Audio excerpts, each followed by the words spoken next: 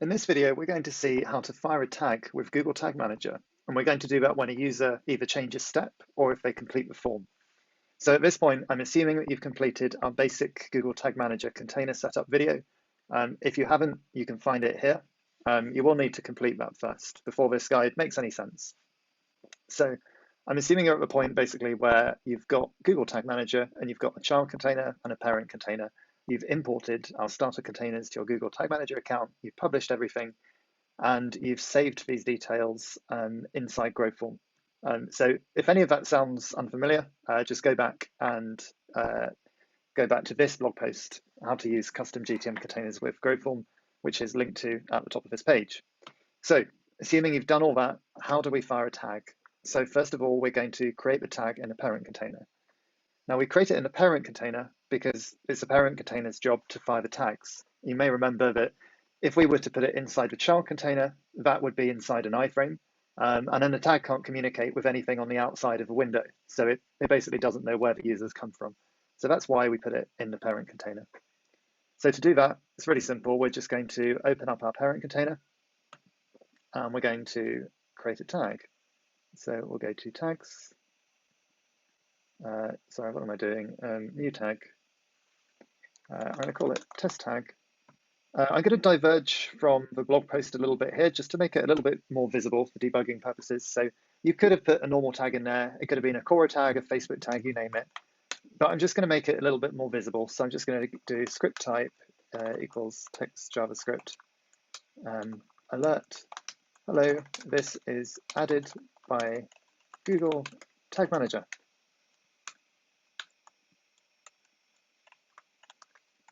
Close script.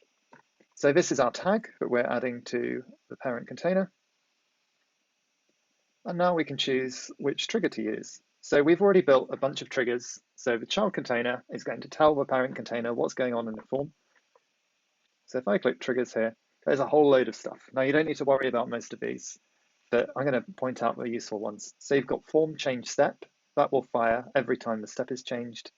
You've got form completed, which obviously fires when the form is completed.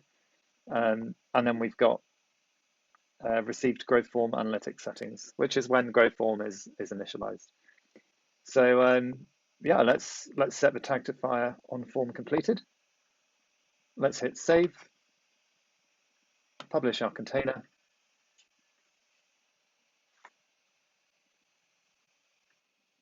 And now that's published.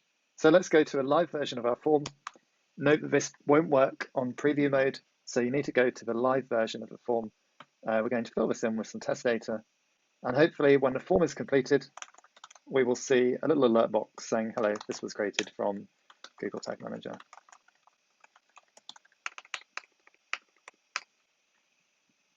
Hello, this is added by Google Tag Manager.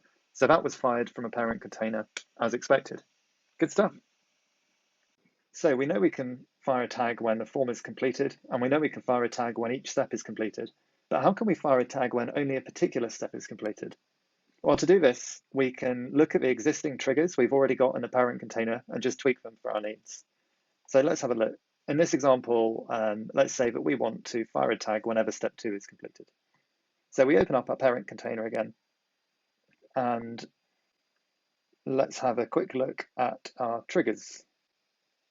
So we already have a trigger called form changed step. So to look at that in a little bit more detail, this trigger is fired when we receive this event from the child container, growform iframe.growform step completed.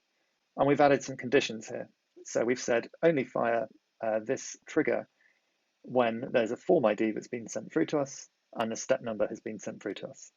This fancy regex basically means is not null. So it's just making sure that these things are present. So in order to only fire this on step 2, we will simply change the step number to equals 2. So I don't want to touch this because it's a really useful trigger. So I'm just going to copy this. And now we've got a copy of that trigger.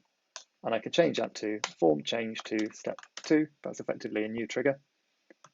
And as I mentioned, we can start changing these values. So we'll keep this condition in there. And we'll have step number equals 2. Save that. And that's our new trigger. I'm going to add a tag, just a HTML tag that will fire an alert. But this tag could be any tag you like. It could be Facebook, Google, LinkedIn, whatever. So I'm going to say, got to step 2. Script. And then, of course, down at triggering, we just find form changed step to step 2. And that's the one we just created. We hit save.